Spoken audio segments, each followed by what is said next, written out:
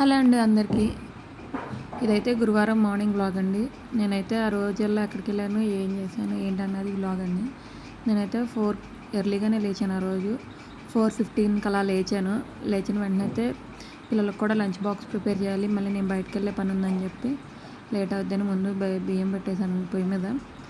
బియ్యం పెట్టేసిన వెంటనే బయట అయితే లైట్లు వేసాను. లైట్లు వేసి చూస్తే మొత్తం చీకటిగానే ఉంది. సర్లే అని చెప్పి లైట్లు వేసాను కదా అని అయితే అయిందని చెప్పి మొత్తం క్లీన్ చేసుకుంటూ వచ్చాను. ఫస్ట్ అయితే వరండా క్లీన్ చేసాను. ఈ లోపు మా బాబు లేచాడు, దాన్ని మళ్ళీ పడుకోబెట్టేసి మళ్ళీ వచ్చి అయితే బయట క్లీన్ చేశానండి. బయట క్లీన్ చేస్తూ ఉంటే మొత్తం చీకటిగా ఉంది, అది అక్కడైతే చూపిస్తున్నాను. బయట క్లీన్ చేసిన తర్వాత అయితే రోడ్డు ఊడవడం ఆపేసాను. మరి చీకటిగా ఉందని భయం వేస్తున్నట్టుందని చెప్పి ఈలోపు మెట్ల దాకా ఓడ్చేసి నీళ్ళు అయితే చల్లుతున్నాను. అక్కడ నీళ్ళు చల్లేసేసి అది ఆరిన తర్వాత కొంచెం 5:15 అట్లా అయిందని చెప్పి లైట్ వేసుకొని రోడ్డు కూడా క్లీన్ చేశానండి.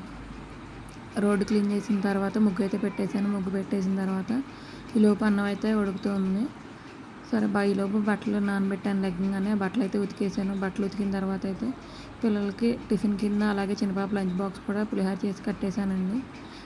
తర్వాత 6 అట్లా అయింది. నేనైతే రెడీ అయ్యాను. రెడీ అయ్యి నేను బయటకు వచ్చేసరికి 6:30 అట్లా అయిపోయింది. మొత్తం తెల్లవారు అయిపోయింది. నేను ఇందుకే ఎక్కడికి వెళ్తున్నానంటే ఈరోజైతే మా అన్నయ్య పెళ్ళి ఉందండి. తనైతే పెళ్ళి కొడుకు చేయడానికని చెప్పి మా ఊరు పక్కనే దగ్గరలోనే వెళ్తున్నాను. వెళ్తుండగా మా ఊరు పక్కనే హనుమాన్ విగ్రహం అయితే ఉంది అక్కడ.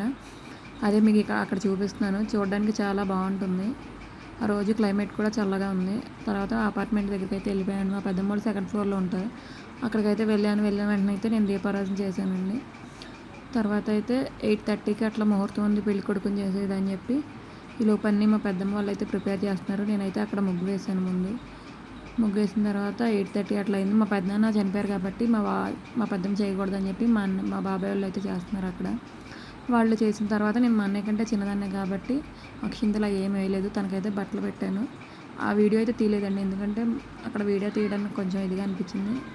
ఇక నేను బట్టలు పెట్టిన తర్వాత మా అన్నయ్యకైతే మా పిన్ని నేను కలిపి నలుగు పెట్టేసాం. తర్వాత అయితే అక్కడికి వచ్చిన వాళ్ళు అపార్ట్మెంట్లో వాళ్ళు పతానం సామాన్లు అవి ఉంటారు కదండి, అవి పెట్టి సర్దిన తర్వాత నల్లపూసలు అయితే గుచ్చుతున్నారు. నేనైతే మధ్యాహ్నం నుండి ఇంటికి వచ్చేసి పిల్లలకి లంచ్ బాక్స్ ప్రిపేర్ చేసి మళ్ళీ రెడీ అయ్యి వెళ్ళానండి.